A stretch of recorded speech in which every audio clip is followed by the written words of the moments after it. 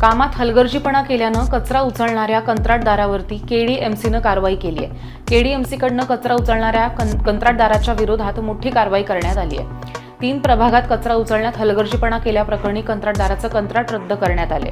कंत्राटदाराचा बी, D आणि जे प्रभागातील ठेका रद्द करण्यात आलाय। तर आता ह्या प्रभागातील कचरा आता केडीएमसीचे कामगार उचलणार आहेत। नमस्कार, मी अतुल पाटील, उपायुक्त घनकचरा व्यवस्थापन, कल्याण डोंबिवली महापालिका। आपण महापालिकेमधील संपूर्ण वॉर्डमधील 10 वॉर्डमधील घनकचरा संकलन, त्याची वाहतूक आणि त्याच्यावर प्रक्रिया महापालिकेतर्फे केला जातो। आपल्याकडे कचरा वाहतूक आणि संकलनासाठी एक प्रायव्हेट ठेकेदार आपण नेमलेला आहे।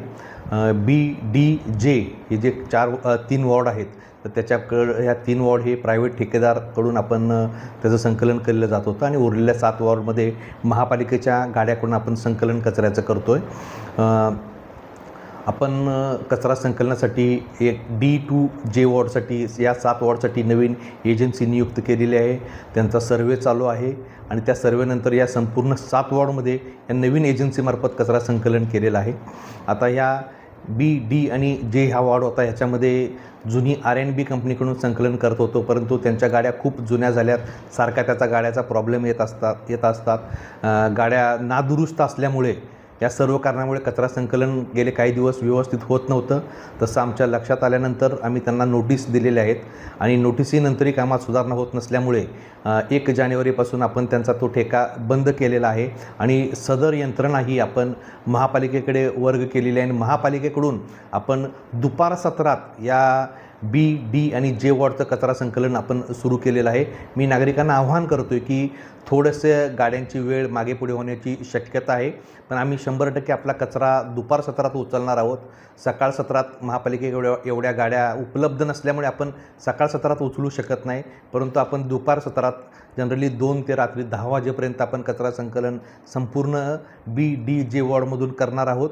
तर मी सर्व नागरिकांना, सर्व सोसायटी असतील, त्यांचे चेअरमन, त्यांचे सदस्य असतील, त्याचबरोबर झोपडपट्टी, चाळ जो एरिया आहे, त्या सर्वांना मी आवाहन करतो की आपण महापालिकेला पुढचे 2 ते 2.5 महिने जरा सहकार्य करावे, जेणेकरून आम्हाला ह्या 7 वॉर्डमधल्या ज्या गाड्या आहेत त्या गाड्या आपल्याला परत या 3 वॉर्डसाठी मिळणार आहेत आणि यंत्रणा खूप मोठ्या प्रमाणात आपल्याला मनुष्यबळ आणि गाड्यांची ABC वॉर्डला मिळणार आहे। त्यामुळे त्याचं नियोजन आपल्याला अगदी चांगल्या प्रकारे करता येणार आहे।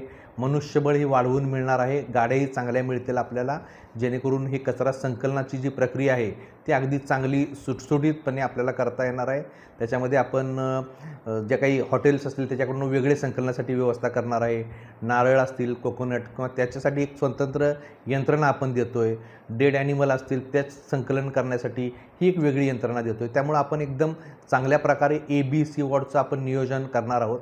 पण तोपर्यंत मधल्या कालावधीमध्ये मी सर्वांना विनंती करतो आहे की थोडं महापालिकेला सहकार्य करा।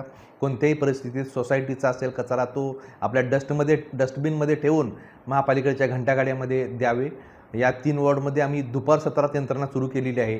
तर मी सर्वांना परत एकदा आवाहन करतो आहे की आपण सर्वांनी दुपार सत्रात कचरा द्यावा। कोणत्याही परिस्थितीत कचरा रात्री किंवा सकाळी लवकर रस्त्यावर टाकू नये, बाहेर टाकू नये, कारण त्याचा सगळा त्रास आपल्या सर्वांना होणार आहे।